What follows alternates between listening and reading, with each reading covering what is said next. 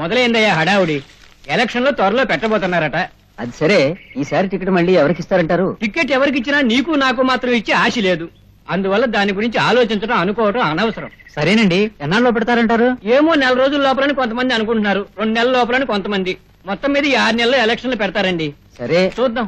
నా ప్రాణానికి ప్రాణం, రక్తానికి రక్తం అయిన సోదర సోదరీమణులారా, గత 15 సంవత్సరాలుగా ఈ రాష్ట్రానికి ముఖ్యమంత్రిగా ఉండి మీకు సేవ చేసే అవకాశాన్ని మీరు నాకు కల్పించారు.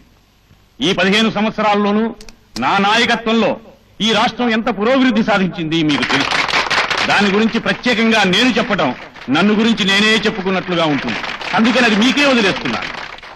ఇక ఎన్నికలు త్వరలో రాబోతున్నాయి. ఈసారి కూడా నన్నే గెలిపించండి అని నేను మిమ్మల్ని కోరను. ఎందుకంటే ఏ నాయకుడైనా నన్ను గెలిపించండి అని ప్రజల్ని కోరవలసింది ఒక్కసారి. ఆ తరువాత గెలిపించాలా ఓడించాలా అనేది నిర్ణయించడం మీ వంతు. కనుక నేను ఈ రాష్ట్రానికి ఉపయోగపడ్డాను, మీకు ఉపయోగపడ్డాను, ఇంకా ఉపయోగపడతాను అని మీరు అనుకుంటే మాత్రం నన్ను గెలిపించండి అని సవినయంగా మనవి చేస్తున్నాను. సెలవు. నిజమే, 15 సంవత్సరాలుగా మనందరికీ ముఖ్యమంత్రిగా ఉంటున్నాడు. కానీ మనందరికీ ఏం చేశాడు, ఏం చేయడని నేను అడుగుతున్నాను. ఈ 15 సంవత్సరాలు మరొకరిని ఆ స్థానంలోకి రాకుండా చేస్తున్నాడు. ఎందుకు రానివ్వటం లేదని నేను అడుగుతున్నాను. అందరూ సావధానంగా ఉండాలి, పిల్లలందరూ కూర్చోవాలి. సోదరులారా, అతను మీ అందరినీ బుట్టలో వేసి మసిపూసి మారేడికాయ చేసి మిమ్మల్ని అందరినీ మోసం చేస్తున్నాడు. అయినా అతన్నే మీరంతా ఎందుకు ఎన్నుకుంటున్నారని అడుగుతున్నాను. నేను 15 సంవత్సరాలుగా ప్రజాసేవ చేస్తున్నాను, 15 సంవత్సరాలుగా ఎన్నికల్లో నిలబడుతున్నాను. అయినా నన్ను ఎందుకు ఎన్నుకోవటం లేదని మీ అందరినీ తీవ్రంగా అడుగుతున్నాను. ఎక్కడిరా చప్పట్లు? అక్కడ వెళ్ళి. అయ్యా అయ్యా అయ్యా, శుభవార్త. ఇక నుంచి మనకు అన్ని శుభాలన్నయ్యా. ఏమిటి చెప్పు? ఈ రోజు పార్టీ నుంచి 4 రిజైన్ చేశారు. అది కూడా శుభమే. నువ్వు నోర్మయ్య, నువ్వు చెప్పవయ్యా. ఏం లేదండి, ఈసారి ఎలక్షన్స్ లో మీరు గెలవడం ఖాయం అంటున్నారు. మళ్ళీ ఎలక్షన్స్ వచ్చినప్పుడు మాట కదా. సంవత్సరం తిరగకుండా ఎలక్షన్లు వస్తాయని నేను అంటున్నాను. పదవిలో లేనివాడు ప్రతి నెలా ప్రభుత్వం పడిపోతుంది అనుకుంటాడు, మళ్ళీ ఎలక్షన్స్ వస్తాయి అనుకుంటాడు. పదవిలో ఉన్నవాడు 5 సంవత్సరాల వరకు ఎలక్షన్సే రావు, తానే కంటిన్యూ అవుతాను అనుకుంటాడు. ఇది ఆనవాయితీ, ఆచారం, దీన్ని ఎవరు మార్చలేరు. నువ్వు నోరు మూస్తావా? సరే, జనం ఏమనుకుంటున్నారా? ఏమనుకుంటున్నారు? 15 సంవత్సరాల నుంచి ఆ ముఖ్యమంత్రి గారికి అవకాశం ఇచ్చాం, ఆయన ఇంతవరకు ఏమీ చేయలేదు, ఇక ముందు కూడా ఏమీ చేయడు అని నిర్ణయానికి వచ్చేశారు జనం. మన మారుతి గారు 15 సంవత్సరాల నుంచి నిలబడుతూనే ఉన్నారు, కానీ ఇంతవరకు నెగ్గలేదు. ఈసారి ఆయన నెగ్గించి చూస్తే ఆయన ఏం చేస్తాడో చూద్దాం అనుకుంటున్నారు జనం. ఈయన చెయ్యకపోతే ఈయన కూడా దించేద్దాం అనుకుంటున్నారా? నువ్వు నోరు ముయ్యకపోతే నీ నెత్తి మీద ఉన్న సగం వెంట్రుకలు పీకేద్దాం అనుకుంటున్నారు. నువ్వు నోరు ముయ్యి. అయ్యా అయ్యా, ఏమిటయ్యా నువ్వు తీసుకొచ్చిన శుభవార్త? శుభవార్త కాదండి. మరో 4 పార్టీలో నుంచి వెళ్ళిపోయారా? నువ్వు నోరు ముయ్యి, నువ్వు చెప్పు. ఇంకో 15 సంవత్సరాల దాకా ఆయనే ముఖ్యమంత్రి, ఇంకెవ్వరూ ఆయన కదపలేరని జనం చాలా గట్టిగా చెప్తున్నారండి. పైగా ఆయన స్వతంత్రోద్యమంలో పాల్గొని జైలుకు వెళ్లారు, ఈయనే జైలుకు వెళ్లారని కూడా అడుగుతున్నారండి జనం. అవునయ్యా, నేను రాజకీయాల్లో దిగే నాటికి జైలుకి వెళ్లే అవసరం పోయింది, దేశానికి స్వతంత్రం వచ్చేసింది. మన వాళ్ళని మన వాళ్లే పరిపాలించే రోజుల్లో మనం ఎలా జైలుకి వెళ్తామయ్యా? దొంగతనాలు హత్యలు చేస్తే తప్ప. ఏమిటి జైలు చరిత్ర ఉంటే కానీ రాజకీయాల్లో పనికిరావు అంటే హత్యలు చేయాలా అని నేను అడుగుతున్నాను. మీరేమైనా అడగండి, ఆయన ముఖ్యమంత్రిగా ఉండగా మరో పార్టీ రాదు, మరొకడు ముఖ్యమంత్రి కాడు.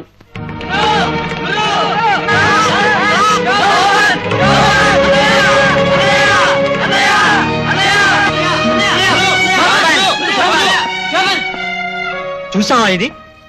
కార్మిక సహాయం రద్దు చేయాలనేగా ఈ ప్రభుత్వానికి ఎప్పుడు చూసినా ఏదో ఒక ఆర్డినెన్స్ పాస్ చేయడం అలవాటు అయిపోయింది. ఇది ప్రజా ప్రభుత్వం కాదు, ఆర్డినెన్స్ల ప్రభుత్వం. దీన్ని నువ్వే కాపాడాలి. బ్రదర్, ఎవరో తిరగబట్టం వేరు, నువ్వు తిరగబట్టం వేరు. ఎందుకంటే నువ్వు ముఖ్యమంత్రి కొడుకువి. ఈ ఆర్డినెన్స్ల ప్రభుత్వం మీద నువ్వు పోరాటం జరిపితే రాష్ట్రం మొత్తం నీ వెనక నిలబడుతుంది. అనవసరంగా ఆవేశపడదు. తిరుగుబాటు సమస్యను పరిష్కరించదు. ముందు సంప్రదింపుల ద్వారా ప్రారంభించారు.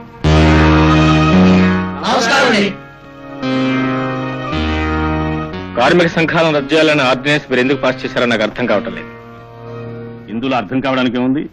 రాష్ట్రం ఆర్థికంగా వెనకబడుతోంది, దానికి కారణం ఉత్పత్తి తగ్గిపోతోంది, దానికి కారణం కష్టపడి పని చేయాలి అనేది తగ్గిపోతోంది, దానికి కారణం మీ యూనియన్లు ఉండటం మూలంగా టైం టు టైం వర్క్ చేయాలని, సెలవు దినాలు పెంచాలని, పండగ సెలవులు కావాలని, ఎవరైనా పుడితే సెలవు చస్తే సెలవు కావాలని ఏవేవో పిచ్చి పిచ్చి షరతులన్నీ పెట్టి ఉత్పత్తి తగ్గించేస్తున్నారు. దాని మూలంగా దేశ పురోభివృద్ధి కుంటుపడుతోంది. అందుకనే యూనియన్లు ఉండకూడదు అని నిర్ణయించాం. చాలా పొరపాటు. మనిషికి తలనొప్పి వచ్చిందంటే ఆ నొప్పిని పోగొట్టని ప్రయత్నించాలి కానీ తలనే నరికేమన్నట్టుంది మీ ఆర్డినెన్స్. అంటే ఏముంది? కార్మికులు యూనియన్లు ఎందుకు పెట్టుకుంటారో తెలుసా? వాళ్ళ సాధక బాధకాలు వాళ్ళలో వాళ్ళు తర్కించుకోవడానికి, వాళ్ళ బాధల యాజమాన్యంతో చెప్పుకోవడానికి, యాజమాన్యం వినిపించకపోతే ప్రభుత్వం దృష్టి తేవడానికి, ప్రభుత్వం కూడా పట్టించుకోకపోతే స్ట్రైక్ చేసి వాళ్ళ నిరసన తెలియచేయడానికి, తద్వారా వాళ్ళ అభివృద్ధిని వాళ్ళు సాధించుకోవడానికి. కార్మికులు వెట్టి చాకరీ చేసే రోజులు పోయాయి. మన ప్రధానమంత్రి ఇందిరాగాంధీ 20 సూత్రాల పథకంలో ప్రధాన సూత్రం వెట్టి చాకరీ నిర్మూలనే. మీరే ఆర్డినెన్స్ పాస్ చేయడం ద్వారా మీరే స్వయంగా రాష్ట్రంలో మళ్లీ వెట్టి చాకరీని ప్రవేశపెడుతున్నారు. దీన్ని ఎంత మాత్రమే సహించం. ఈ వెట్టి చాకరీని మీరు సమర్థించే పక్షంలో రాష్ట్రం అంతా అల్లకల్లోలం జరుగుతుంది. ఆ తర్వాత జరిగే పరిణామానికి మీరు సిద్ధంగా ఉండండి. Good bye.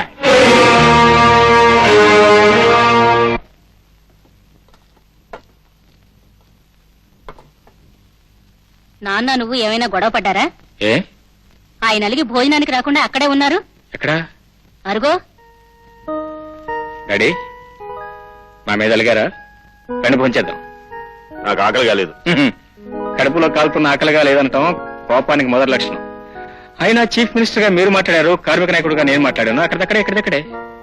డాడీ నా మాటలకి మీరు తట్టుకోలేకపోతే ప్రతిపక్షం మీరు ఎలా తట్టుకుంటారు? ఇంట్లోనే ప్రతిపక్షం ఉంటే ఎలా తట్టుకుంటారు? నేనేం ప్రతిపక్షం కాదు డాడీ, నీ పక్షమే. కాకపోతే కార్మిక పక్షం. చూడండి డాడీ, నీ వృత్తికి సంబంధించింది కానీ నా వృత్తికి సంబంధించింది కానీ ఎవరో వ్యక్తిగతంగా తీసుకోకూడదు. అలా తీసుకుంటే మీరు నేను కాదు, అమ్మ బాధపడుతుంది. వడ్డించడం జరిగింది, రండి భోంచేద్దాం ప్లీజ్.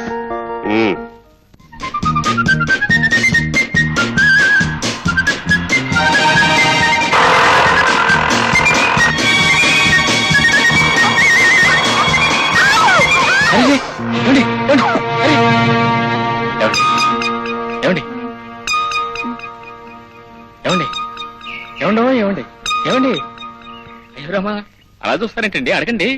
నాకు ఇప్పుడు ఏమైంది, నేను ఎక్కడున్నాను, ఏం చేస్తున్నాను అని. నాకు ఇప్పుడు ఏమైంది, నేను ఎక్కడున్నాను, నేనేం చేస్తున్నాను? ఏం చేస్తున్నారంటే హాయిగా పార్కులో పచ్చగడ్డి మీద ఒక అందగాడి చేత్తో దర్జాగా సేవ చేయించుకుంటున్నారు.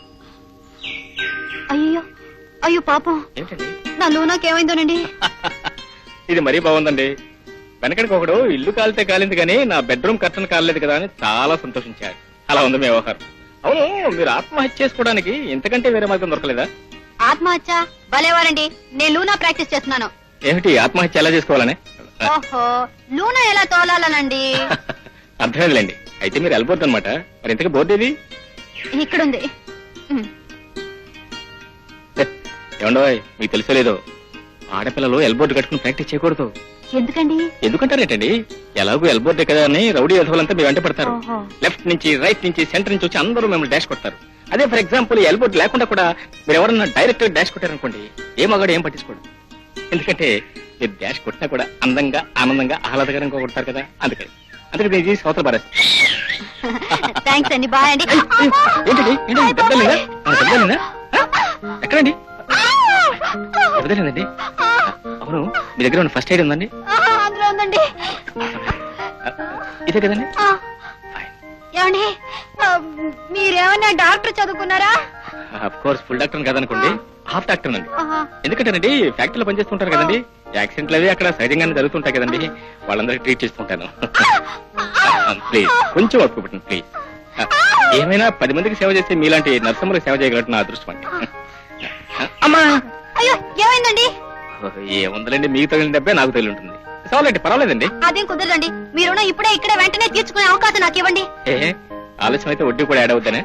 ఏమిటోలేండి, మళ్ళీ మీలో నాకు ఎప్పుడు యాక్సిడెంట్ జరుగుతుందో, మీకు సేవ చేసి మీతో సేవ చేయించుకునే భాగ్యం మళ్ళీ నాకు ఎప్పుడు కలుగుతుందో. God bless many more accidents. Thank you very much. Thanks a lot.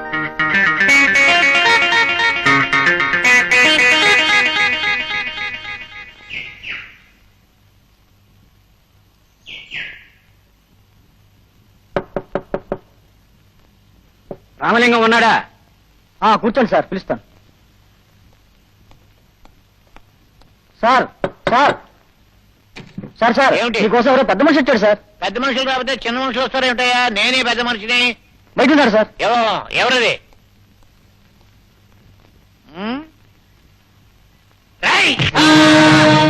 ధర్మమూర్తి నెగ్గుతాడని పేపర్లో రాస్తా.